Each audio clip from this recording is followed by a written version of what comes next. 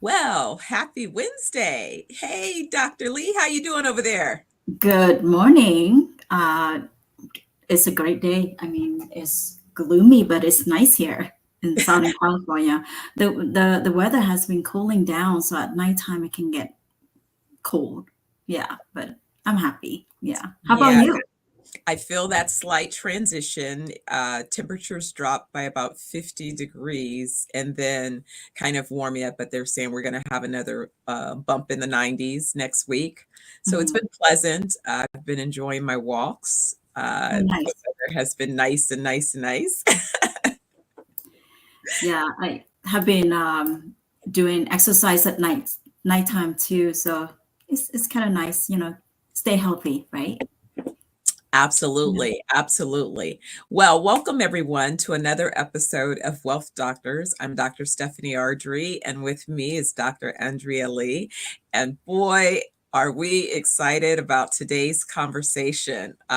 It's definitely what we think is topical. There's every day I'm hearing from someone concerns about, some of these types of chronic conditions and the impact that having a sudden illness can create on the family's finances and wealth position. And sadly, it's one of those situations that once you have a condition, then it changes what your options are. So it's one of those games that you have to be proactive and look at, planning, anticipating before, because after changes what your options really are. So, Andrea, Dr. A, how are you today? And, weighing Yeah, in on this one. it is today. It is an important topics that we want to cover and raising awareness because we encounter this every day, especially people are um, having medical conditions or chronic illness and we're burning through our retirements, or those that have cancers diagnosis, and burning through their retirement savings for medical treatment. So we don't think about it, until it's really happened to you, and then it's like, how do you balance it? How do you um choose between medical treatments and your retirement? And should you have to give up, certain lifestyle just to pay for medical treatments Yeah. and medications? Because, medication nowadays are not cheap, right? Even if you have a health insurance, there's still high copay, high deductible that we have to meet. And these are choices, tough choices that we have to make. If you are diagnosed with a terminal illness, a chronic illness, a chronic conditions, a critical condition that leave you unable to work anymore and provide for your family. Absolutely. And that can happen to not only you, but it could happen to another family member that's, suddenly impacted by a chronic condition. And then the other thing that people don't realize is, we're seeing it earlier and earlier that younger people are being impacted with severe chronic conditions. So it could be something that happens to a child or someone that then requires your particular, attention, as well as financial support. And so it can take you out of what you believe is your normal reality and ability to sustain. Even if you have medical benefits, how do you take care of the rest of your household requirements to sustain, everyday life, if it is that you're unable to function as you had been functioning, prior to this particular condition emerging. And these days, believe it or not, if you have life insurance, but if your policies are old, you want to check because some of them have living benefits. That's been a new addition to many of the newer policies. But there again, if it wasn't a rider or if it wasn't part of a policy that you created years ago, you would want to reevaluate and see, because that's one of the ways that you're able to come up with some of the resources that you might need without immediately having to tap into, what you were Retirement putting fund. aside for your retirement. Absolutely. Absolutely. Yeah, and it's, the medical illness, or it could happen to anyone, young or old or everywhere in between, right? You could be healthy today and tomorrow you suddenly, get diagnosed with Mhm, a terminal illness. mhm, Now, how do your family prepare for this kind of situation? And mm, sometimes we just so busy working and trying to save up, but not planning a strategy to, to put in, incorporate into your plan in case if something happens like this. So, a lot of like older Americans are sacrificing their lifetime savings just for medical treatments, and that means they struggle for to meet the bills and afford groceries. mhm, Sometimes you just have to skip. I've seen cases where they have to skip a medical treatments or a dose of medication in order to stay afloat and have money for the grocery. Social security, sometimes health insurance, and your lifetime saving aren't just enough, right? And especially, how long does it take you to save at like 100,000, 200,000, 300,000 for retirement? How long does it take you? Could be 10, 20, 30 years. Now, with one medical treatment, it could cost as much a few 100,000. So, for example, in a Business Insider article that we're reading, which is the main topic that we're discussing today, Kimberly Mullen, who is 61 years old, she got diagnosed with cancer. And, she basically drained her bank savings account just to pay for the treatment for the course of 2 years. And while waiting for the Medicare to kick in. mm, 61, you don't have Medicare yet until 65, right? But even with Medicare kicks in, you still have deductible, you mm, still have copays, and it depends on your income. Your deductible could be high and your copay could be high too. And where do you get that fund to pay for the cost of medication, the cost of the treatment? So then you have to tap into your retirement savings, mm, right? So that means your retirement saving, for in the case of Kimberly Mullen, she said it costs. Her mother also was diagnosed with cancer at the same time, but oh, her wow. mother didn't make it.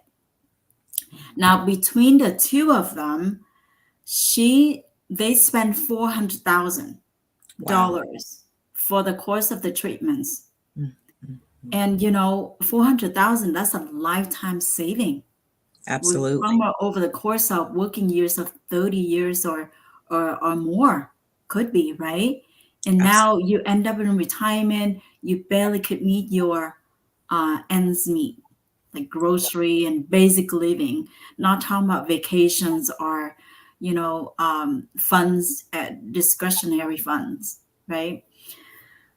So those are, some of the story that we have read. Also, people are everywhere, unless you're wealthy, you can't self-insure yourself, right? But Right. majority of us are not. We need some type of insurance. And hey, there are plans out there, life insurance policy now that incorporate living benefits into the plan. And, I'm not advocating for term policy, but not all terms are created equal. Say if you cannot afford a policy, you can create a term. Some term policy have life living benefits as well that can protect you. And terms could be it lasts could be 10 years, 20 years, or 30 years. The best is to get a permanent policy that help you for your whole life. But if you cannot afford it, term could be an option. So get protection for yourself, for your family. You don't have to run into a situation where you have to pick between food and the cost of treatment or medication. Yeah, it's a real reality. I was thinking about I had a colleague of mine just share in the last 2 weeks devastation of sudden deaths, right? Two Mhm. different situations, and just the ripple effect of all the people connected to each of those persons, and how that information just immediately changes their realities. The dependents, they were involved with business, so there was a lot of business that this person generated, and now that business is gone. So not only for the immediate persons being serviced, but then again throughout all of the ecosystem that surrounds a person. And so that's a lot of times what I think we can forget, or maybe not be always front and center if you're not thinking about it, is that we each have a bunch of folks who depend on us in more than one way, not only in our families, but also in the communities. What it is that we contribute to an ecosystem, and who are those folks that look to us as sources of their support. We're out generating things that we're contributing in other ways. And so when you think about all of those different impacts, then it does bring to light the importance of making sure that you consider how could you best, mitigate those potential risks. Because if you're blessed to continue to exist, there are plenty of things that can happen. There are things that are foreseen, and there are unforeseen circumstances. There's natural disasters that suddenly happen, and that is a different situation. But oftentimes following natural disasters, there are health issues that can manifest, Disasters. Mhm. and Yeah. so, think about it. It's kind of, again, that domino effect of a number of things that can lead to other circumstances. And so, And we don't think about it because cancer diagnosis. Think about it right now. Do you in your life know anyone that have cancer in your life? Do you know yeah, anyone? You do, tons, right? Every tons. one of us know that. Yes, Every one of us knows someone, whether it's your close family or your friends yeah, or your distant relatives have cancer. So yes, cancer is very prevalent. But once diagnosed, it's like your life turned upside down. It absolutely. affects you. It affects you emotionally. It affects you financially, and Mhm, if it affects your family immediately, mhm, right? How do you come up a way to plan for this? At least financially, we can look ahead, mhm, right? Emotionally, I mean, we're not ready. We're not. Who would be ready to battle with cancer? No one. I mean, you just have to plow into it and be the best that you can, right? Um, so, according to American Cancer Society, they estimate about 2 million cancer new diagnoses this year, and about mhm, 600,000 cancer dead this wow, year in the US.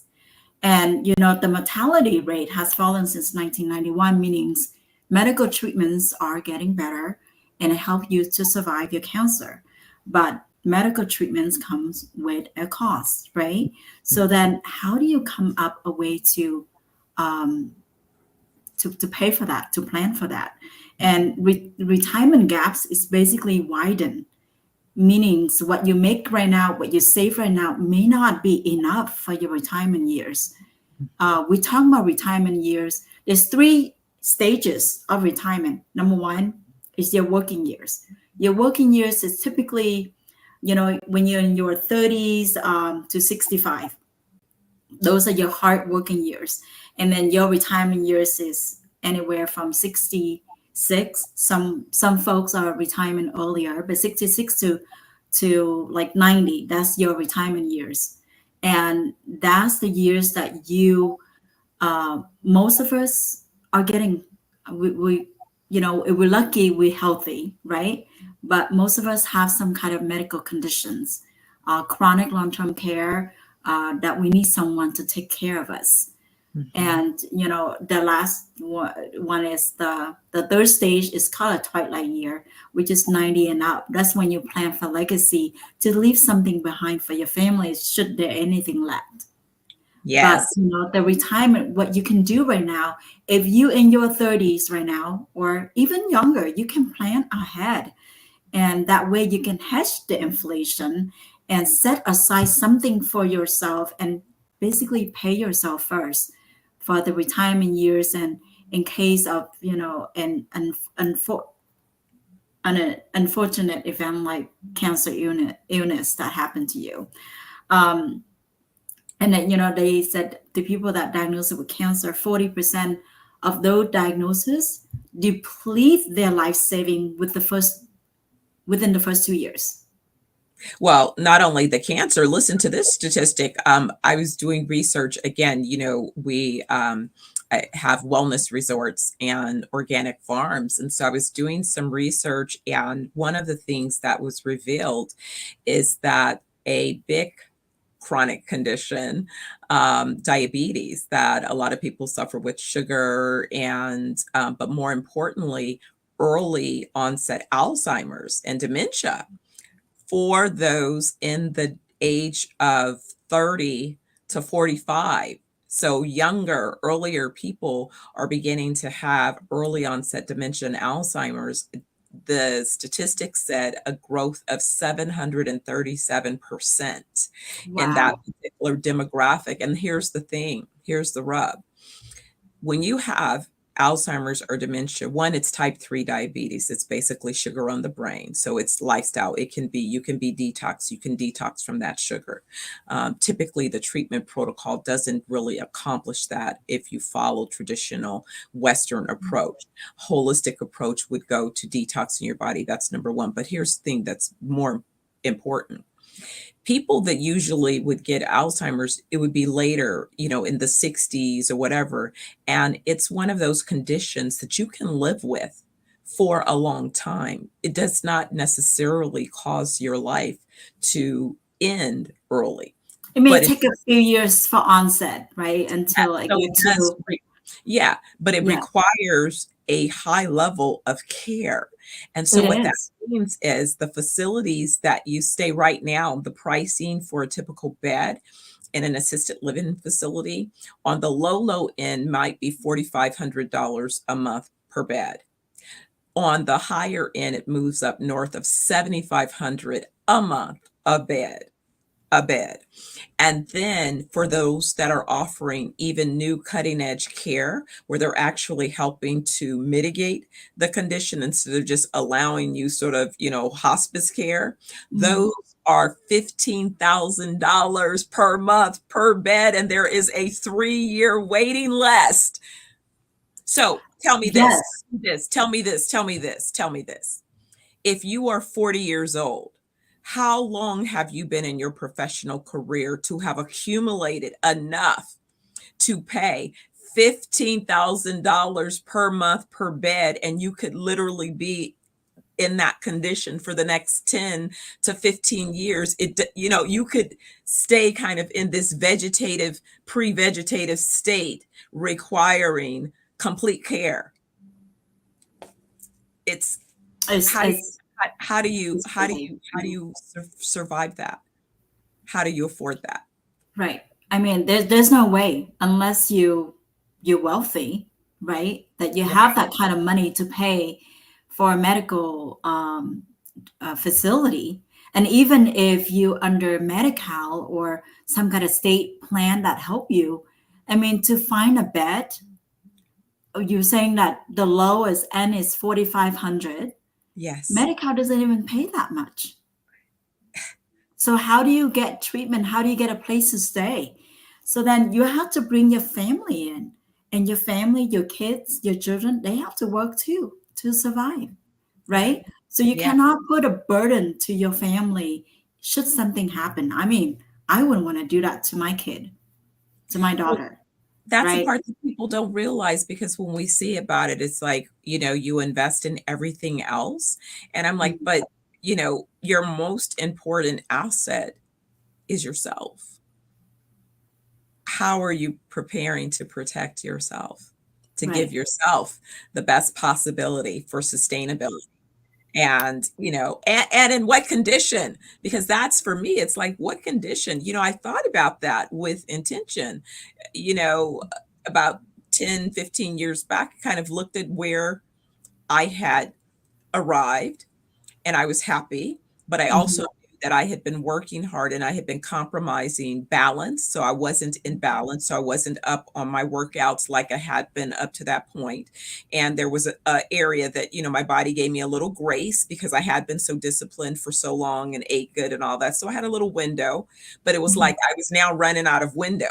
So now I needed to get back on, a care regimen, because what I was now thinking about was, wait a second, it's not about what got me here. What's going to get me to where I want to be at 90, at 100, at 120? And what kind of experience would I want my family, my son, to have? Do I want him to feel like he has to uh, carry me around in a Yeah, wheelchair? you. Hmm. Or would I Yeah. like to have mobility because I chose to invest in ways of extending my mobility? How would I want to exist? Do I want to be a burden on him and potentially, a young family that he's responsible for raising at that time? No, I want to be as independent as I can be and as healthy as I can be, because I see that that's a possibility. Because it's not that it's that I'm creating it, it's that I see evidence of the possibility and what that looks like. And so when you see a model, then you can emulate those models and choose to lean into things that you want to experience. It's just a choice that you make. They were talking about bankruptcy cases. The number one reason is mostly due to healthcare, medical care, and cancer survivors are according to statistic, 2.7 times more likely to file bankruptcy. Mhm. Um, and for that reason, and Social Security and pension aren't enough to get you by without working, going back to work, Mhm. and diagnosed with cancer. No one, it could happen to anyone overnight, Mhm. right? And your life could be turned upside down in a split second, because you Mhm. never know what you're going to get sick, or you're going to get hurt. Mhm. So these are the things that you can plan in advance. How do you incorporate a financial planning into your life right now? And that has all the protection. You could have your 401k, your retirement saving, your IRA, your stock, your real estate. Part of it is insurance. Make sure you are covered in case if something happens to you or to your family. And nowadays, certain life insurance policy give you so much benefits, living benefits like chronic illness, terminal illness, chronic conditions, critical, condition, Alzheimer's, like you mentioned earlier. Mhm. So these are the benefits that you want to look out for. Should you have a plan for yourself, do research, talk to agents, talk to your financial planner, how you can incorporate this planning into your financial goals and financial future. That way you are well protected. Now, the surgery costs and medication and other emergency expenses can eat away your 401k saving just like that. The case that we mentioned earlier between the mom and the daughter, they burned through 400,000 in just 2 years. Wow. 400,000, that is a lifetime saving for most people, right? Mhm. So, Absolutely. so what do you get left for retirement? So majority would depends on Social Security. A lot of elderlies that I've talked recently, they said, I asked them, what's your main income right now at retirement? They said Social Security. Some would depend on it 100%. Some would say, about 50% of my income are from Social Security. But in reality, your Social Security should be just 33% of your total retirement. The rest had to come from your saving. Wow. And, by 2033, the Social Security benefit can be cut lower. We don't know yet, but it can be cut lower, and it could be reduced by, 20% or so. So that benefit, and it takes longer for you to access your Social Security if they change the age, moving up the age, right? Because right now, full retirement age is 67. You can wait until 70. But what if the full retirement age move up to 70? Then, for those folks that want to retire early at 60, 62, right now, 62 is the earliest retirement age where you can collect Social Security. But keep in mind that if you access your Social Security income early, it could be reduced by about 30%. Wow. That's a Yeah. big And reduction. that's a lifetime. Yeah. Wow. 30%. Wow. So how do you make up that 30%? Most people would say, I cannot retire. I have to go back to work at 67, 70. Especially if you run into a medical diagnosis that you cannot afford your medication, cannot afford your living standards, then you have to go back to work somehow, right? Or depends on your family to help you out. But I don't think no one would want to depend on your family and put a burden on your kids, because they have their own problems to take care of, right? Yeah. It's definitely been that reality when we look at, sort of, we say the squeeze generations, where you are in the middle of both, one, taking care of kids and then also taking care of parents. And, that does kind of create, it kind of perpetuates the ongoing cycle of the same kind of stress, because again, that extra burden tends to increase the stress level, which increases the potential of chronic conditions. So it's kind of like you keep reliving the cycle because you keep having the same level of stressors. Yeah, another person I mentioned, she works in healthcare, so she knows about, healthcare and medical costs, but diagnosed with cancer, she paid for chemo out of her pocket, and then spending her way through her retirement saving, and just max out all the credit cards to pay for expenses. And credit card now, the interest rate is not cheap. We're talking about 20-30% easily. Sure. And with the balance accumulated, it will take a long time to pay it off. Right? So there are ways, folks, to help you plan for all of this. And you're not sure where to start, reach out to your planner, reach out to your agent, reach out to us. We can help you to put something together, give you information, and that way you can plan ahead. Yeah, absolutely. Take the option, be proactive in how you planning and thinking about, what's going on.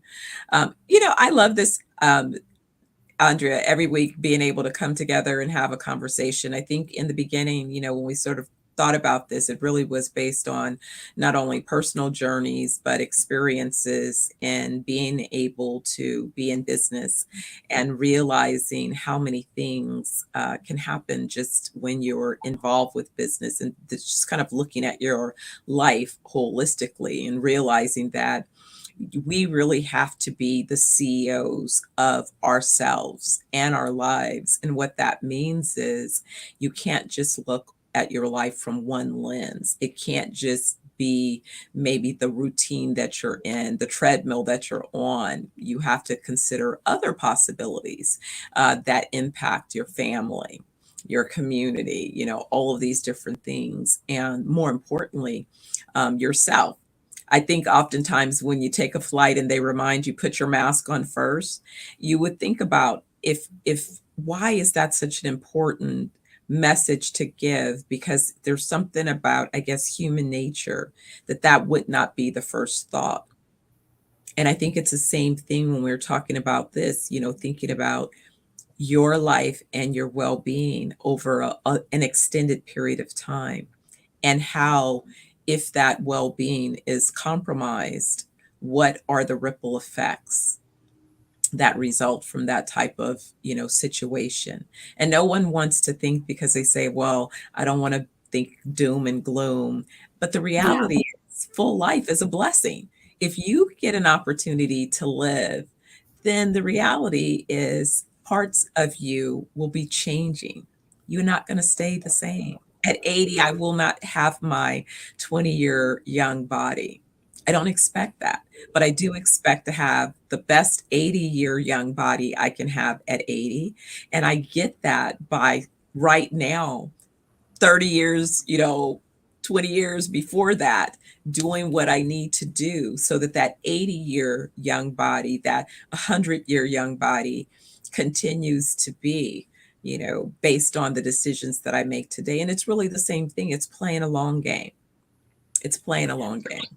You're right. We giving out a lot of informations out there, but oftentimes we just listen and without taking action and not making any changes. We just listen and just go in one ears and it comes out at the other ears, right? So it's important that we take some action, marry the information that you know with action so that you can transform your life. Because without any action, you could listen to endless, story, endless information, but nothing would change your life. I've heard a retiree that share with me, which is, very making my heart, quite heavy. You said right now, I have no extra money to do anything. My life is pretty lonely. Mm. I don't have any money to go anywhere. I can't do anything. Mm. Even going to cinema would be difficult. Wow. Simple things like that, most of us take for granted because we're young. We're in the younger years, we have the money, we spend it, right? Mm. But when you get older, when you're no longer working, where do you get the fund in case if you get hit with one medical conditions, like this client has shared with me during the week. So yes, marry the information that you know with action and transform your life. And you don't know where to start, reach out to us. You can put in a comment or email us at info@welldoctors.us. And we're here to help. We're here to give you, provide you information. And as usual, our time has come to a conclusion. We'd like to thank you all for joining us for another episode of Wealth Doctors. Remember, if it's Wednesday and it's 10 a.m. Pacific, join us. We'll be here, hopefully bringing you information that you find interesting and useful along your journey. I'll see you next week, Dr. A. Thank you. Have a great day. You too. Bye-bye. Bye-bye.